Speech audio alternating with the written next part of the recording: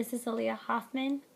She's my daughter. She's 3 years old, and she has been fighting epilepsy since she was 9 months. They don't know the cause for it. We did a lot of genetic testing. Everything comes back normal. And this is the picture when she was first diagnosed. She's just a baby. As a parent, I have really bad coping skills, and I like this campaign that's going on, What I Know Now, because what I know now, hoping that I knew back then, is about a coping mechanism that I'm using right now, which is fundraising, and it is just one way to fight epilepsy for my daughter.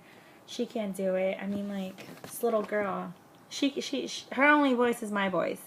Another thing that I wish I knew then, what I know now, the thing that I know now is that the squeaky wheel works. It doesn't matter if you sound rude over the phone, calling every single day, it works.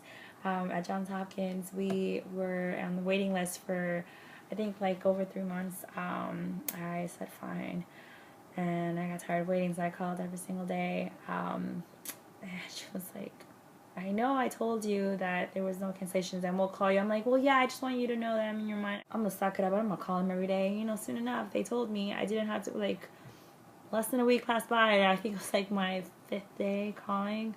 They told me I could go there 2 days later. So yeah, that worked. Another thing that I know now, what I wish I knew back then, was neurologists. They don't know it all. They really don't. They have experience, yes, they do, but not all. Not two. I would say no two neurologists would agree. We've seen probably over 7 neurologists now, and none of them want to treat Aliyah. None of them want to treat Aliyah the same way. It's either really aggressive, they want to treat it, or the other one's like, no, we can't treat it that aggressively because we're going to hurt her organs if we do. And then the other one's like, no, we have to treat it aggressively or else, you know, you're hurting her brain. And you have to pick one or the other. And some neurologists would be very mean. They'll be very cold. They will tell you how my daughter will never drive, how most likely she won't go to college.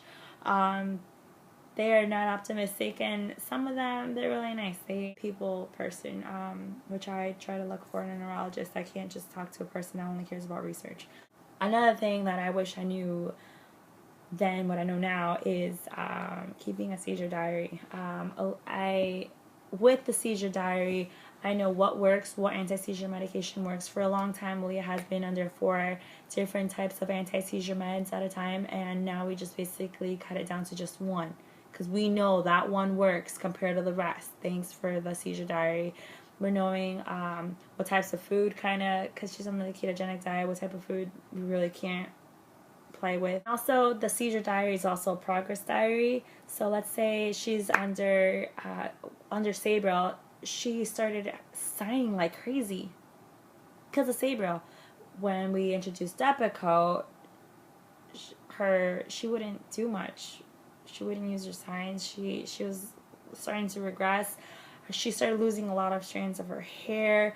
She started bruising with Capra. We like on the progress, you know, on daily sheets. I noticed that she was really aggressive, and you could see that. You know, you see that trend.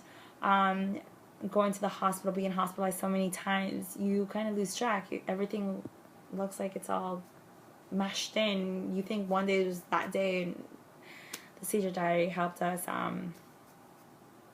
get coordinated.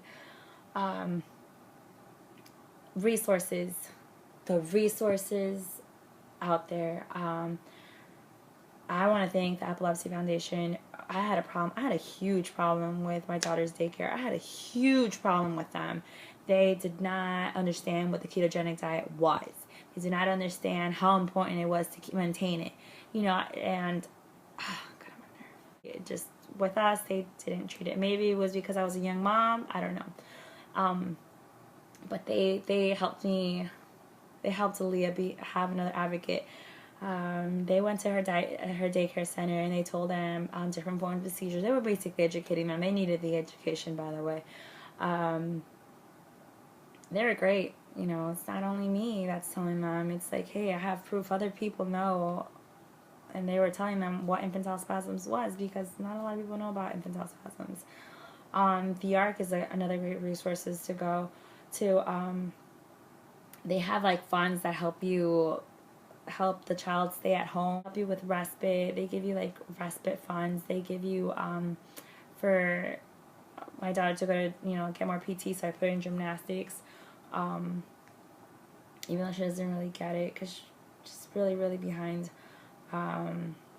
They helped us with daycare, with the babysitter that we could pay during emergencies. It's been great. Another thing is like waiver programs. If you have one in your state, use it. Get respite out of that, which is great. And we get people that come in that have a background check and help Aliyah, you know, with her speech therapy. I just show them videos of Aliyah's speech therapy, and they do the same thing at home with her. They play with her.